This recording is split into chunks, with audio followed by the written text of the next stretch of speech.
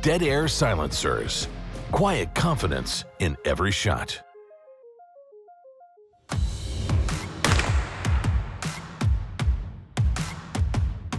Jim, we're here with the Nomad TIXC, which is a suppressor made by Dead Air.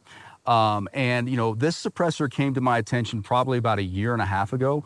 One of their competitors, a company called Thunder Beast, has a summit where they invite all of the manufacturers. You come, you sit in the bleachers, and on the same day, they'll test everybody's suppressor. Same rifle, same ammo, same conditions.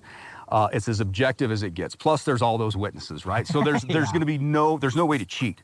And so if you look at the field of 76 suppressors that are in the 30 cal category, this finished 7th. And you think, well, you know, I'm more interested in 1 through 6. Well, 1 through 6 were anywhere between the next shortest one was 1.7 inches longer.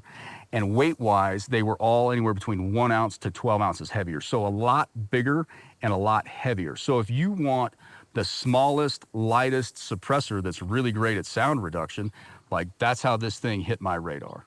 Well, let's talk about that, because in everything in life, size matters. Right.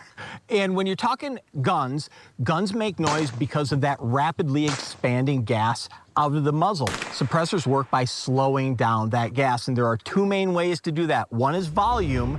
The car guys will tell you there's no replacement for displacement, and volume really gives those gases space to slow down. If you don't have volume, like with this, the other way to do it is with new, cool, efficient, effective baffle design, and that is what modern 3D printing is allowing manufacturers to do things that traditional machining just doesn't. And so I know you were really impressed and interested in the baffles in this can. Right, so this is a Nomad TIXC, so it's part of the Nomad family from Dead Air. So it retains what they call their stepped conical baffle, which is a pretty standard shape, been out for a long time. Yeah.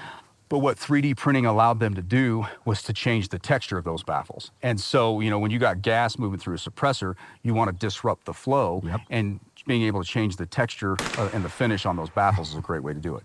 But the real beauty of 3D printing is what it allows you to do from a materials and manufacturing standpoint. Because titanium's a finicky thing. Titanium is super tough to weld, and a lot of suppressor manufacturers found that out. The way you would make a normal titanium suppressor is you take titanium baffles, you stack them up, and you weld them.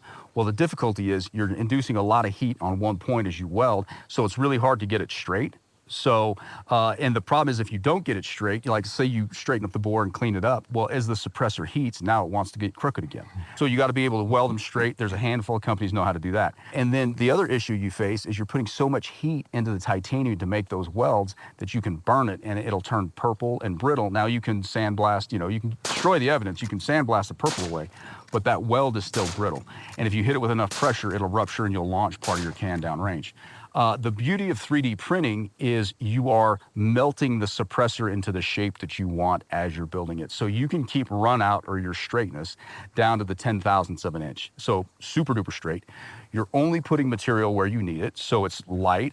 And then you're never getting it hot enough to burn it and to make it brittle, so it's really, really strong. So it is the wave of the future, and for very good reason. Well, and let's talk about this can. This uses what's now becoming at least industry standard, almost on the commercial side, right, is a standard hub mount. So this is a direct thread, 5/8 by 24, but depending on how you want to mount it to your gun, direct thread or various adapters, this can do it with the traditional standard hub mount. Right. If you've got your favorite flash hider or muzzle device, you can probably get an adapter that'll thread hub in to make that suppressor work on your rifle.